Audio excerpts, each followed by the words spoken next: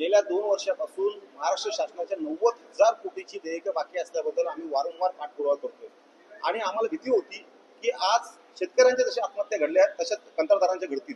आज एक मराठी युवक, केवळ 35 वर्षाचा युवक, त्याची लहान 5 वर्षाची मुलगी इतक्या वाईट अवस्थेमध्ये आज ते बिचारे ते कुटुंब आहे।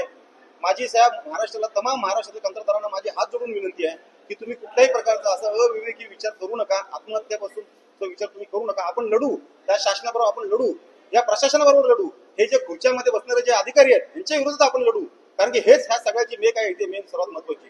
तेव्हा माझी मागणी आहे, माझी मुख्यमंत्र्यांना विनंती आहे की साहेब तुम्ही लक्ष द्या, कारण की अजितदादा अर्थमंत्री असून सुद्धा अजितदादा काहीच बघायला तयार नाहीयेत, फायली तशाच पडलेल्या आहेत। तुम्ही बाकीच्या विषयाला हे करताय आणि आम्हाला निधी देत नाहीत, हे अत्यंत चुकीचं आहे। तर माझी प्रशासनाला आणि शासनाला मागणी आहे की आम्हाला 8 दिवसाच्या आतमध्ये आमचा निधी मिळावा। सर, किती ठेकेदार आहेत राज्यातील असे आणि किती एकूण आपली थकबाकी आहे? 90,000 कोटीची एकूण थकबाकी आहे, त्याच्यात पीडब्ल्यूची 40,000 कोटीची थकबाकी आहे, जल जीवन मिशनची अंदाजे 18,000 कोटीची थकबाकी आहे, त्याच्यानंतर सिंचन भवनाची आहे। अशी जर सगळी पकडली एकूण तर 90,000 कोटीची थकबाकी बाकी आहे। अजून आम्ही काय करायचं आहे शासनासाठी? आम्ही आमचे बँक करत होत चाललेलो तर पण शासन लक्ष देत, म्हणजे करायचं का? हा मृत्यू ज्या वेळेला आमचा होतो त्यावेळी शासन काय करतं, कंत्राटदाराच्या घरी किंवा कुठल्याही मृत्यू झालेल्या माणसाच्या घरी 1 लाख, 2 लाख, 5 लाख, 10 लाखाचा चेक लिहून देतो आणि तिथून आहे ना शासन स्वतःचे हात झटकून मोकळं होतं। परंतु मला हे शासनाला सांगायचं आहे की हा तरुण, मराठी तरुण मेलेला आहे, याच्याकडे तर लक्ष द्या। कुठे आहे आपल्या महाराष्ट्रात? कृपया मुख्यमंत्री साहेब हात जोडून नम्र विनंती आहे, अर्थमंत्री साहेब, अजितदादा, कसं होणार आमचं? तेव्हा माझी विनंती आहे की यांनी लवकरात लवकर हे विषय मार्गी लावावं।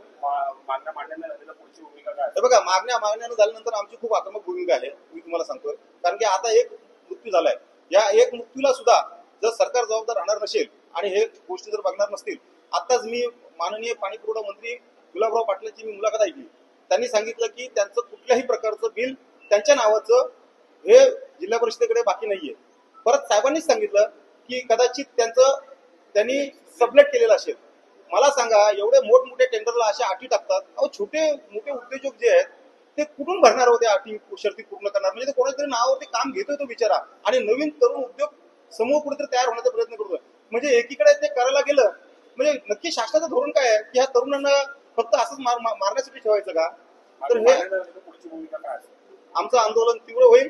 नसेल जर त्यांना म्हणायचं असेल तर आम्ही येतो मंत्रालयामध्ये, सरकारने एकदा आमच्या सगळ्यांना जाहीररित्या सांगावं, तसं JRच पास करावं, आम्ही पैसे देऊ शकत नाही, यांनी आत्महत्या करावी म्हणून आम्ही ते करतो।